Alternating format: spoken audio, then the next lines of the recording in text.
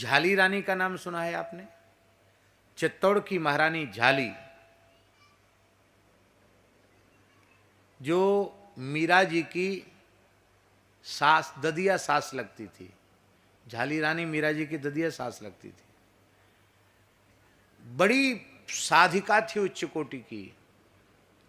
उसने निश्चय किया कि शास्त्रों में गुरु की बहुत बड़ी महिमा है, मैं गुरु की खोज करूं, और पूरे भारतवर्ष के तीर्थों की यात्रा की।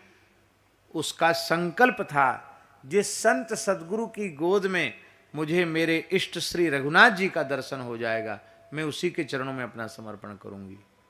और वो अनेक जगहों पर गई, पर उसे दर्शन नहीं हुआ। अंत में काशी से भी निराश होकर आ रही थी। कुछ संतों ने कहा, यहाँ एक रैदास नाम के संत हैं, जिनका जन्म तो चर्मकार कुल में हुआ है, पर वो श्री रामानंदाचार्य भगवान के शिष्य हैं, उच्च कोटि के संत हैं, भक्त हैं, उनका दर्शन करो, हो सकता है तुम्हारी अभिलाषा वहां जाकर पूर्ण हो। झाली रानी के साथ राजस्थान से पुरोहित आए थे, पंडित आए थे, सब मना करने लगे, अरे वो कोई ब्राह्मण है, वो निम्न जाति का है, वहाँ क्या जाना, ऐसे राजा लोग चाहे जहाँ नहीं जाते हैं, आप तो चित्तौड़ की महारानी हैं, आप ऐसे कैसे चली जाएंगी। और रानी नहीं मानी, और वहाँ गई तो देखा नीम के वृक्ष के नीचे संत रैदास जी बैठे हैं, और भगवान के पद गा रहे हैं। उनके नेत्रों से अश्रु प्रवाह चल रहा है। उन्हें शरीर का होश नहीं है, संसार का होश नहीं है। इस दशा को देखकर रानी समझ गई कि ये कोई सामान्य महापुरुष नहीं है। श्रद्धा से जैसे ही प्रणाम किया और भावपूर्वक उनका दर्शन किया झाली रानी ने, तो क्रीट मुकुटधारी रघुनाथ जी रैदास जी की गोद में बैठे थे। रानी ने कहा, मेरा निश्चय पूरा हुआ, मैं यहीं शरणागति ग्रहण करूंगी। और हठपूर्वक रानी ने रैदास जी को अपने गुरु के रूप में स्वीकार किया। और भक्तमाल में विस्तृत चरित्र नाभाजी ने लिखा है, महाराज झाली रानी ने चित्तौड़ में रैदास जी को बुलाकर विशेष सम्मान किया, और वो रैदास जी महाराज उन्हीं को गुरु रूप में, नन्ही सी बालिका मीरा ने उन्हीं को अपने गुरु रूप में स्वीकार किया। और इस बात को मीरा जी ने अपने कई वाणी में, कई स्थलों में मीरा जी ने स्वीकार किया है कि हमारे गुरु श्री रैदास जी हैं। मीरा जी के अनेक स्थलों पर इस प्रकार के उद्गार हैं, जिसमें मीरा जी ने स्पष्ट रूप से स्वीकार किया है कि संत रैदास जी को ही मैंने अपने गुरु रूप में वर्ण किया है, गुरु रूप में स्वीकार किया है। आहा, मीरा जी की वाणी का अंश।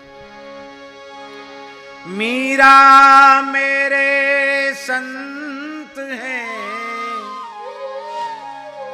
मीरा मेरे संत हैं, मैं संतन की दास, चेतन संता सेन थे, दी सतगुरु रैदास।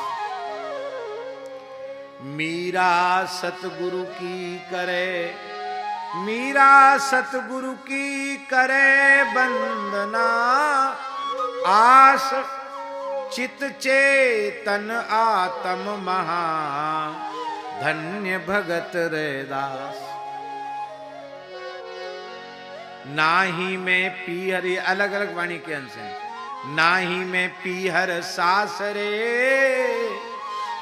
नहीं पिया के पास, मीरा को गोविंद मिले, गुरु मिले रैदास। गुरु मिलिया रैदास जी, दीन ही ज्ञान की गुटकी, रैदास संत मिले मूल। एक अंश गुरु मिलिया रैदास जी, दीनी ज्ञान की गुटकी।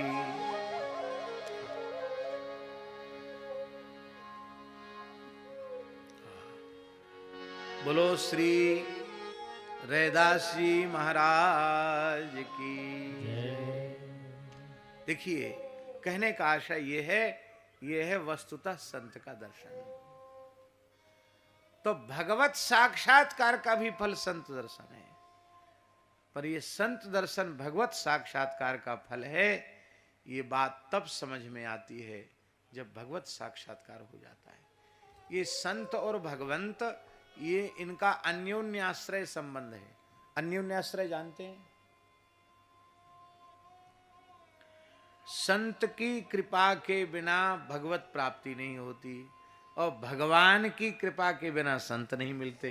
बिनु हरि कृपा मिले ही नहीं संता।